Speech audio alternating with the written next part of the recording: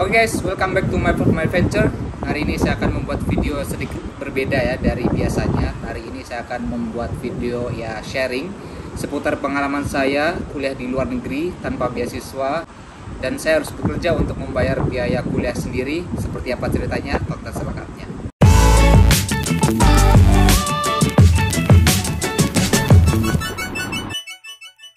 Dan mungkin video ini cocok banget buat kalian yang pernah gagal ataupun mau mendaftarkan beasiswa luar negeri, yang sudah putus asa mengenai pendaftaran beasiswa di luar negeri.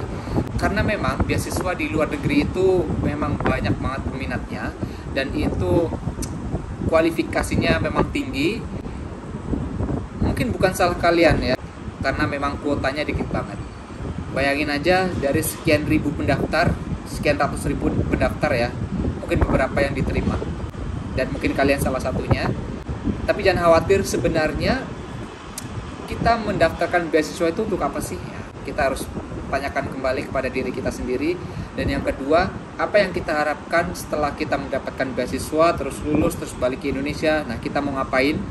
Dan yang ketiga, ada nggak selain beasiswa? Nah, pertanyaan-pertanyaan itu harus kalian tanyakan kembali setelah kalian gagal ataupun kalian ditolak dari beasiswa luar negeri. Karena sebetulnya beasiswa itu ya secara garis besar kalian ingin mendapatkan support biaya untuk membayar kuliah kalian sendiri.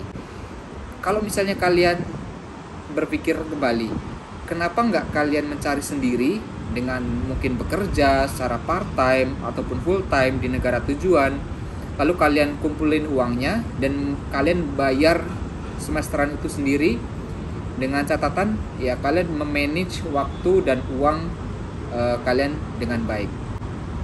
Nah, itu yang ada di kepala saya sebelum saya berangkat ke Malaysia. Meskipun itu cuma negara tetangga, tapi mungkin metode ini bisa dipakai di negara lain.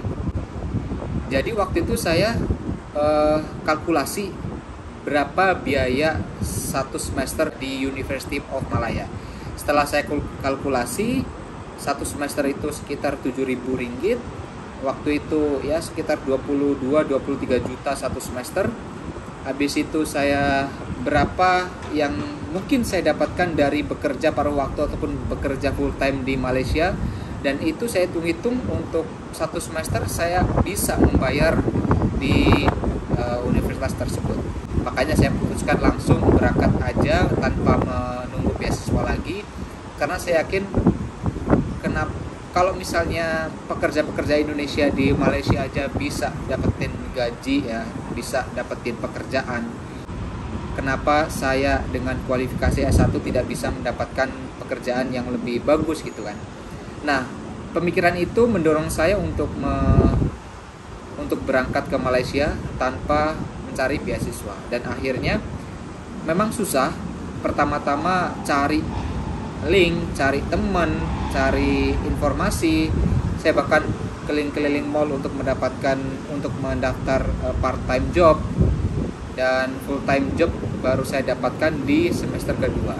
Meskipun begitu, sebenarnya teman-teman bisa lebih mempersiapkan lebih dini sebelum kalian ke negara tujuan. Contohnya, kalian mencari jenis-jenis pekerjaan yang cocok dengan skill kalian di Jobstreet, di internet, dan di LinkedIn. Mereka menyediakan info-info tentang pekerjaan yang ada, contohnya di Singapura, di Malaysia, di Thailand, atau mungkin di Eropa, ataupun mungkin di US, ataupun di Australia. Dengan itu kalian harus kalkulasi berapa bulan saya harus bekerja, berapa bulan saya harus menyisihkan waktu untuk menyisihkan pembayaran untuk bayar tuition fee. Mungkin nggak kalian berangkat tanpa beasiswa, dan saya buktikan sekarang mungkin aja gitu kan. Karena tidak semua orang itu dapat rezeki membayar kuliah itu dari beasiswa. Sebenarnya banyak cara untuk mendapatkan pembiayaan untuk pendidikan kalian sendiri di luar negeri. Kalau kalian bisa fotografi, videografi, ataupun bisa pengolah data, itu jenis-jenis pekerjaan yang bisa dilakukan di remote area ya, ataupun dilakukan secara online aja. Trading, dan masih banyak pekerjaan lain yang bisa dilakukan dari mana aja sembari kalian kuliah di luar negeri. Jadi menurut saya sebenarnya beasiswa bukanlah satu-satunya jalan untuk kalian bisa kuliah di luar negeri. Masih banyak jalan yang bisa kalian pelajari, cari infonya, dan mungkin di antara kalian bisa sharing di komen di bawah, silahkan. Yang kalian butuhkan adalah, ya apalagi kalau bukan nekat ya. Mungkin terdengar konyol ya ketika orang kuliah di luar negeri tanpa memandang background keluarga itu apa dan tanpa persiapan khusus ya. Tapi sejauh ini saya rasakan semua orang bisa. Semua orang bisa kuliah dan kerja di luar negeri asal kalian menghitung dengan baik, kalian berani malu, kalian berani bekerja apa aja, dan kalian suka tantangan tentunya. Dan satu lagi, never give up. Karena saya sudah buktikan sendiri, dengan kita cari langsung pekerjaan yang ada di negara tersebut sembari kita kuliah, itu sangat mungkin terjadi. Yang ingin saya sampaikan di video ini sebenarnya, saya ingin merubah mindset teman-teman.